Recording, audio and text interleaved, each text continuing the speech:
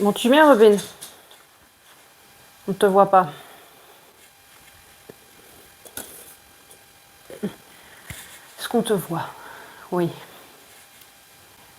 Bonjour et bienvenue à tous sur ma chaîne. Si vous ne me connaissez pas, je m'appelle Elodie et le petit chien qui est là, c'est Bobine. Et aujourd'hui, on se retrouve pour une petite présentation de ce que j'ai reçu à Noël. Donc des livres de couture, oui. Et je vais juste faire un passage en revue de ce que j'ai reçu et peut-être que ça pourrait vous donner des idées et si vous aussi vous en voulez un de ceux-là. Alors, si vous voulez aller voir d'autres vidéos, si vous voulez vous abonner, si vous voulez me laisser un petit commentaire, allez-y, ne vous gênez pas. J'aime bien recevoir les commentaires, j'aime bien les lire, ça me fait très plaisir et on va commencer tout de suite. Le premier livre, c'est celui-ci. Hop, mon petit chien s'en va, il en a déjà marre. Donc, c'est Coudre avec Burda, la couture pratique, 5e édition, Mango édition. Et c'est donc un gros livre comme ceci, bien rose.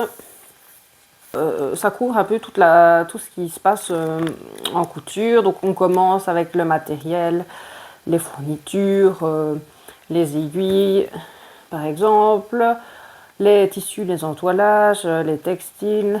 Donc on vous explique un peu comme ceci les textiles, les différents textiles qu'il y aurait. Puis il y a plusieurs pages comme ça. On vous explique les tissus mailles, les jerseys. Oui, forcément, comment ça s'entretient, comment ça se repasse, avec quelle aiguille on doit les piquer. Il y a aussi les entoilages, donc ils vous listent vraiment tous les entoilages avec des beaux tableaux comme ceci. Et puis il y a une section pour les accessoires où on vous parle de coudre à boutons, voilà, coudre des agrafes, coudre des pressions, toutes des petites choses comme ça. Donc ici on est vraiment dans l'aspect vraiment pratique de la couture, les épaulettes, les dentelles, etc. Ensuite, on a les préparations pour les patrons, donc comment prendre vos mesures avec un tableau de mesure, comment placer son tissu sur le patron, comment faire une gradation, agrandir ou réduire un patron. Là, par exemple, cette page-ci, avec des petites madames bien dessinées. Alors, je ne sais pas pourquoi, mais en couture, c'est toujours un peu vieillot, les dessins qu'ils font des madames comme ça. On a toujours ce genre de petits dessins un peu... On dirait que ça sort pas de l'année passée, quoi. On dirait que ça sort qu'il y a des dizaines d'années, enfin, c'est space. Bon, après, moi, ça me dérange pas. C'est un peu comme une Madeleine de Proust. On retrouve toujours ce genre de petits dessins. Et alors, on vous explique comment faire les retouches... par exemple, pour un pantalon, donc sur le patron d'un pantalon, en fonction de ce qu'on a besoin de retoucher, de faire, il y a des photos, des explications. On vous explique le sens, par exemple, des motifs, les carreaux, comment placer son tissu pour des carreaux. On vous explique ce que c'est un surplus de couture, une marche de couture, décalquer le papier carbone. On peut expliquer aussi les points, les différents points à la main sont expliqués ici. Dans la section d'après, on a vraiment la couture en elle-même, comment coudre les pinces par exemple, le bord au point zigzag, l'ourlet piqué, le faux ourlet, les brides de suspension, voilà, vraiment tout ce qui est vraiment la technique, les poches, les zips, les poches passe-poilées. Voilà. Alors à chaque fois on a des petits dessins assez bien faits ici, je trouve, comme ceci. Et on a ça. Oui, donc là la section elle prend bien une bonne partie du livre. Et puis on a aussi une section, les essayages, les ajustements des patrons, les problèmes qu'on peut rencontrer et comment les résoudre. Et ça, je trouve ça très très bien parce que souvent, quand on a des patrons de couture, on ne sait pas, on les essaye, mais on ne sait pas que faire une fois qu'il y a des problèmes et que ça manque un peu aussi, je trouve, dans les formations, même dans les cours de couture, ça manque vraiment de pouvoir arriver à ajuster ces patrons correctement.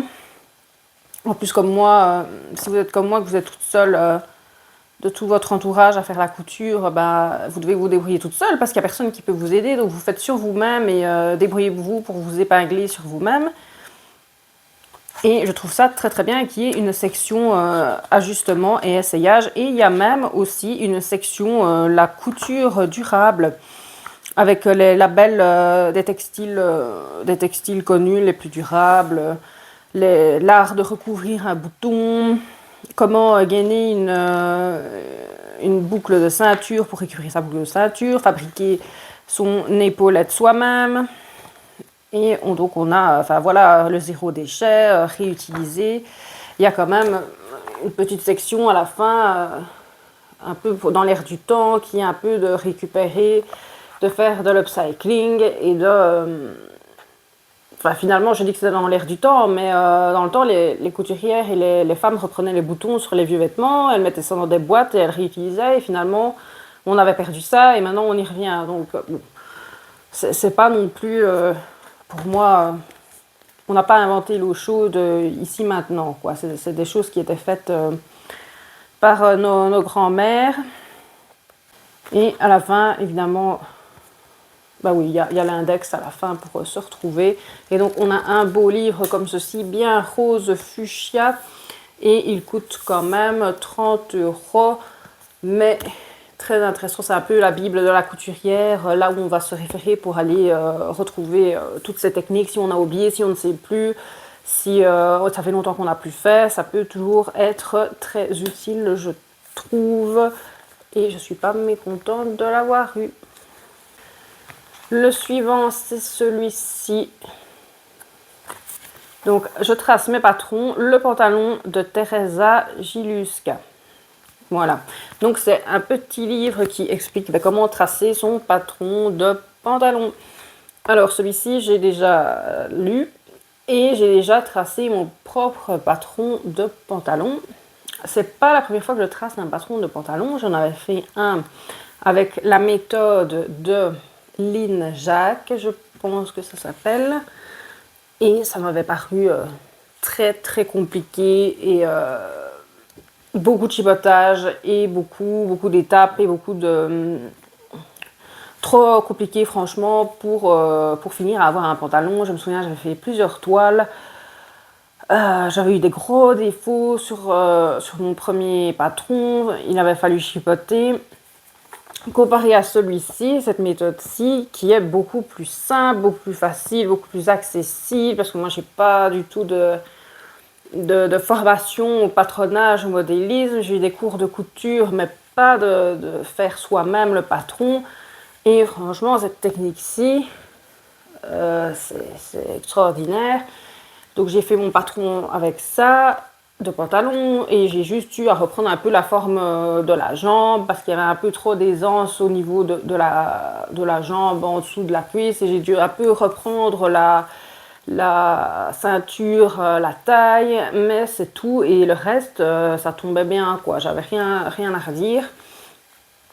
Donc, à part quelques petites choses à corriger directement sur moi, mais ça c'est normal, vu que quand on fait un patron, on doit toujours corriger sur le corps après, même si le patron est bien fait. Franchement, je recommande chaudement cette technique-là, qui est quand même autrement plus simple et rapide. Et on arrive à un pantalon tout à fait correct. Alors à l'intérieur, forcément, vous avez toute l'explication comme ceci avec des dessins. Donc il faut bien suivre à la lettre tout ce qui est écrit. Avant ça, vous avez aussi comment prendre ces mesures. Forcément, on vous explique comment prendre les mesures, le tableau de mesures. Voilà, on peut prendre les mesures de son pantalon avant de commencer. Puis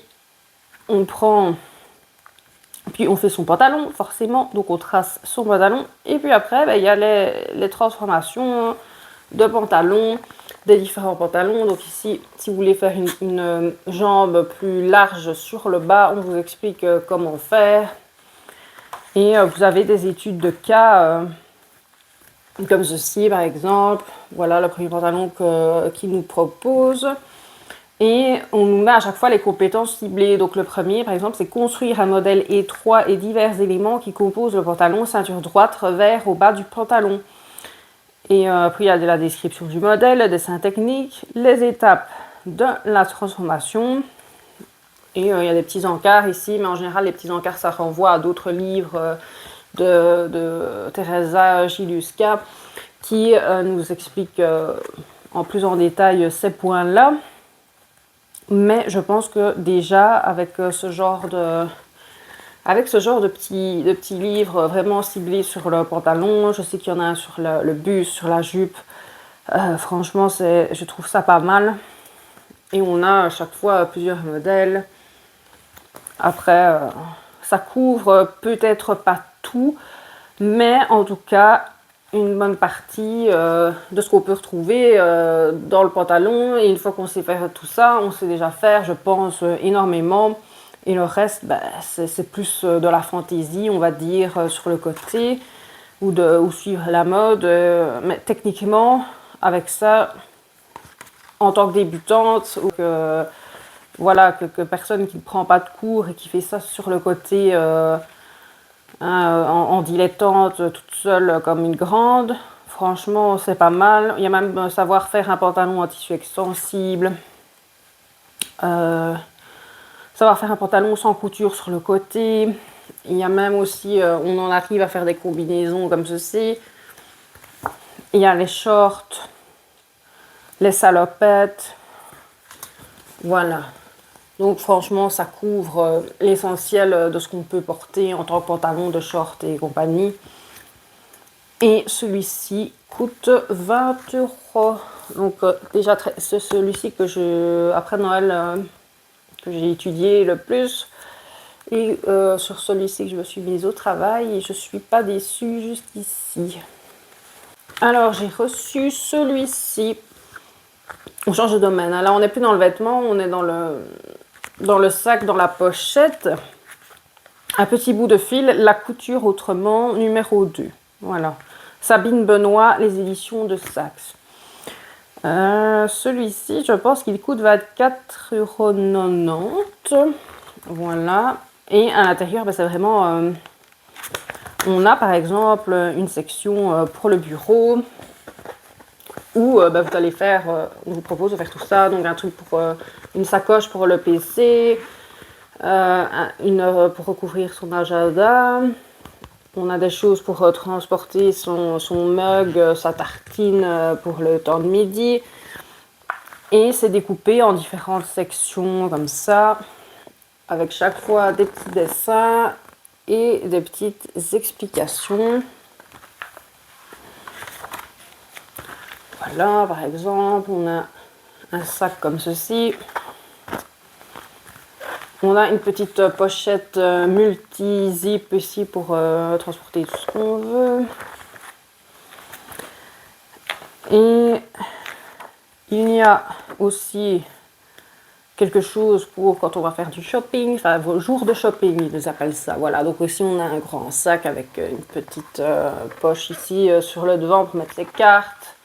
Bon, personnellement, je ne mettrais pas mes cartes comme ça sur le bord d'un sac parce que j'ai trop peur qu'on me les vole, mais bref, pourquoi pas un petit sac comme ça. Bon, ce modèle-là est un peu moins intéressant, un petit portefeuille. La section d'après, c'est autour d'un thé, donc on se retrouve avec des choses, disons, faut apprécier le style. Hein. C'est pas nécessairement ce que je ferais comme chose pour mettre chez moi, mais voilà. C'est des petits coussins, un apron comme ça, une petite coupelle, on va dire, pour mettre des choses, un petit enroulage de vase, on va appeler ça comme ça. Bon, ça peut plaire. Moi, c'est pas vraiment ça qui m'attire. Après, il y a une section pour la salle de bain où on aurait des choses comme ceci.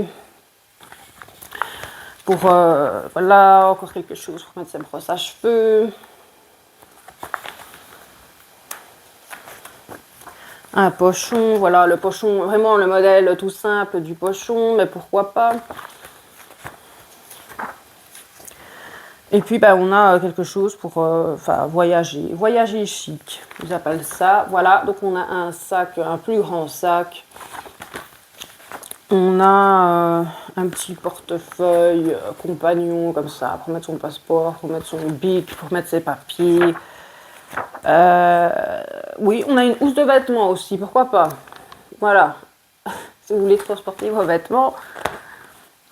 On a une petite trousse de toilette 2 en 1, donc ça c'est assez sympa, voilà, c'est en 2 parties.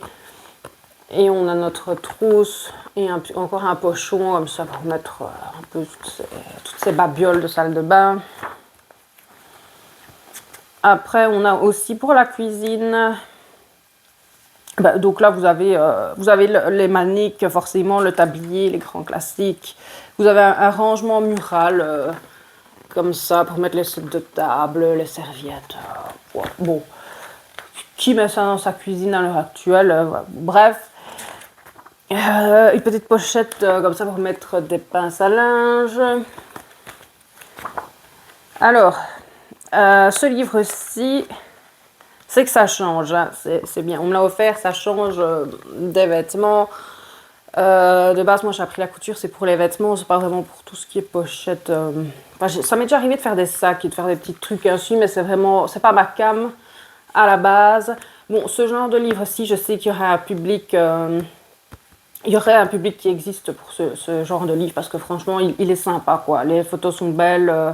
Voilà, faire un petit pochon comme ça pour reprendre son mug. Voilà, faire ces petits trucs de salle de bain pour les gens qui ne sont pas nécessairement attirés par les vêtements, par habiller le corps humain. Ça peut être sympa, ou pour les débutantes. Voilà, faire des petites trousses ainsi pour se lancer. Je pense qu'il y aurait tout à fait un public pour ce genre de choses. Voilà, j'y trouverai sûrement des idées et de quoi faire 2-3 petites choses. Par exemple, dans les modèles ici, j'aime encore bien la pochette comme ceci. Voilà. Le petit machin pour transporter sa tartine, oui, pourquoi pas, pour aller au travail. On va continuer. Alors, ici, pour être tout à fait franche, c'est des choses qui datent de l'année passée, mais je vais quand même les montrer cette année ici. Et voilà, parce qu'il n'y a pas de raison que je ne les montre pas, c'est aussi des livres de couture. Donc j'avais reçu celui-ci, mon atelier lingerie, parce que de temps en temps ça me prend une zine de faire de la lingerie. Il coûte 25,05 €. Et il est pas mal fait, hein. Moi, j'ai pas encore fait de modèle là-dedans, mais on a vraiment, ça explique vraiment tout ce qui y a au niveau de la lingerie, quel tissu il faut utiliser, parce qu'il y a des tissus bien spécifiques pour la lingerie, les tableaux de mesure, comment prendre ses mesures pour la lingerie. Alors, on a des belles photos comme ceci. Voilà, ça nous explique les différentes parties d'un soutien-gorge. Oula, le patron est tombé par terre. C'est pas grave. Oui, il n'est pas très sécurisant ce livre-ci parce que c'est tenu comme ceci, les patrons. Hop, et ça vient de tomber par terre. Donc faites attention de ne pas perdre vos planches de patron, ce serait un peu bête. Et on a donc des modèles de soutien-gorge, de culottes. Et alors ce qui est assez comique, c'est qu'on a aussi des mannequins qui ne sont pas conventionnels, dans des poses pas conventionnelles non plus, comme ceci. Voilà, c'est assez spécial, ça change, c'est encore sympa.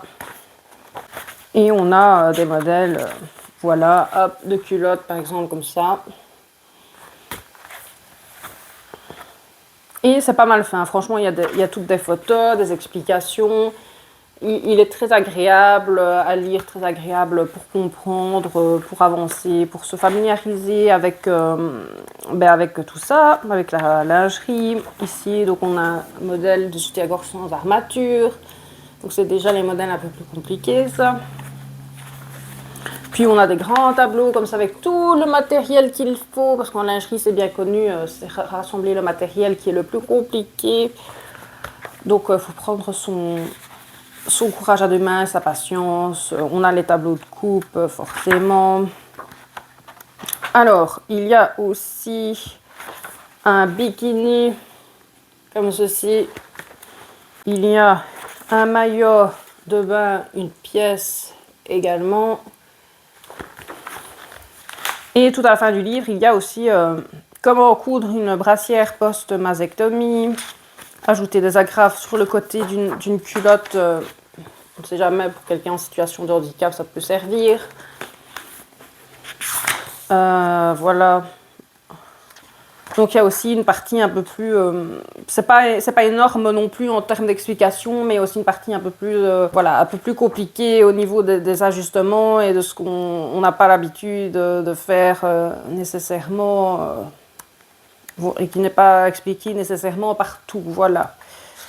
Donc en projet, ben, il y a une culotte simple, il y a une culotte taille haute, il y a un boxeur. Il y a un tanga et un string pour les bas. Il y a vraiment chaque modèle est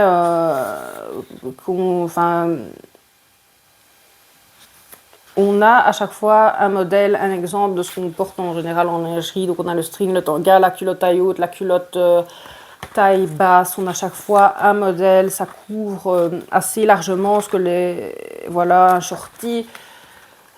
Ça couvre un peu tous les goûts, toutes les envies de tout le monde et les habitudes de tout le monde.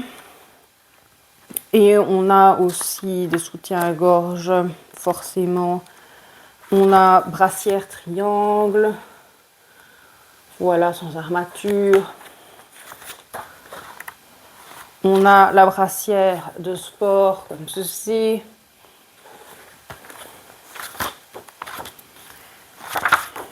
Le soutien-gorge sans armature.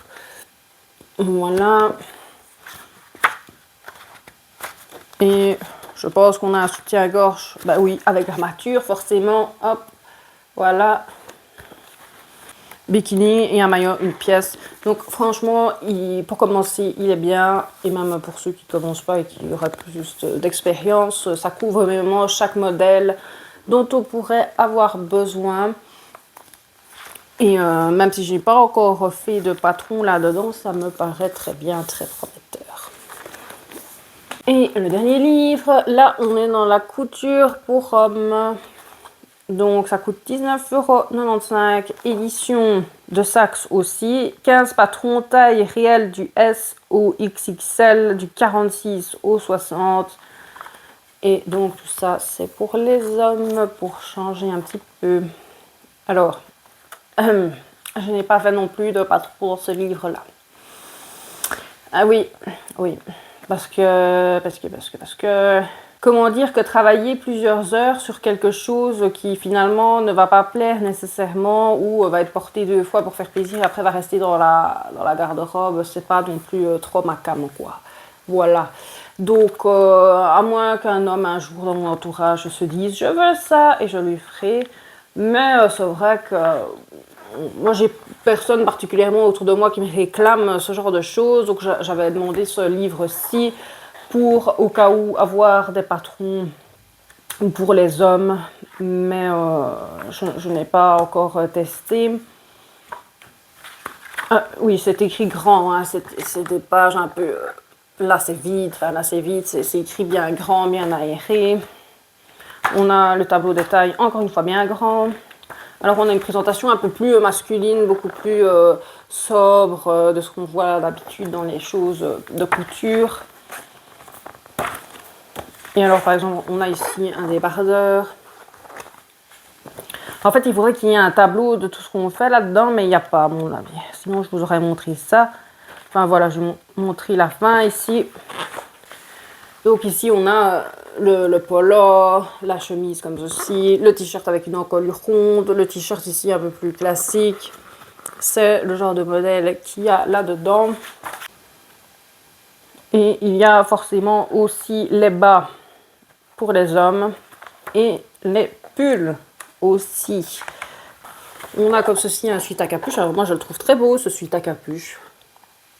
Mais bon, voilà, si c'est pour le coudre et qu'on ne le mette pas. J'avais même pensé me le coudre pour moi en fait. Parce que je l'aimais bien, je trouve qu'il est beau, je trouve que c'est très beau. En plus il y a une capuche et il est original quoi. Parce que la capuche est intégrée dans les petits, la petite couture là et puis ça remonte en capuche. On voit pas ça souvent. Alors on a un pull plus classique, plus conventionnel comme ça avec un petit col comme on voit souvent chez les hommes. Voilà, oui, les explications, c'est comme ceci. Assez grand, aéré, avec quelques petits dessins. Moins de dessins qu'on aurait pu s'y attendre, mais quelques schémas quand même. On a des photos sur le détail des modèles, comme ceci, là, le détail de la manche, de la main. Une chemise ici en jeans. Donc ça couvre des modèles assez classiques pour les hommes.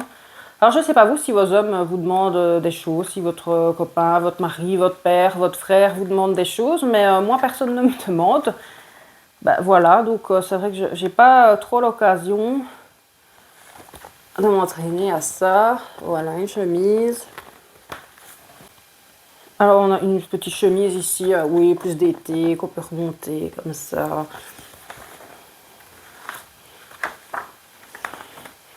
Une chemise en lin, voilà, plus décontractée, plus pour l'été. Les pantalons, il y a des beaux pantalons hein, là. Il y a un joli short comme ça. Pour les hommes, très classique. Il y a un chino, le pantalon comme ceci en toile. C'est très joli sur les hommes je trouve. Maintenant ils sont tous en jeans, tous en vieux pantalons comme ça, mais ils portent plus ça, que c'est tellement joli. Un pantalon de jogging. Voilà. Et un pantalon en lin plus décontracté. Comme ça, on a vu tous les modèles qu'il y avait à l'intérieur. Et alors, c'est toujours collé sur les pages comme ça. Ça me stresse, moi, de voir ça. J'ai toujours peur que ça s'en aille. Enfin, bref. Je pense que j'ai dit le prix. Oui, ben, ça coûte 19,95 € celui-ci. Voilà. Hop. Très joli livre aussi. Pour changer de la couture pour femmes, on a quelques modèles pour hommes. Voilà, c'est tout pour le moment. Ben, j'ai déjà eu beaucoup hein, quand même. Hein. On va pas, je suis gâtée déjà. J'espère que cette vidéo vous aura plu, que vous aussi vous avez reçu de beaux cadeaux de fin d'année. N'hésitez pas à vous abonner, à me laisser un commentaire, à faire un petit like, un pouce bleu, à aller voir d'autres vidéos et je vous dis à bientôt.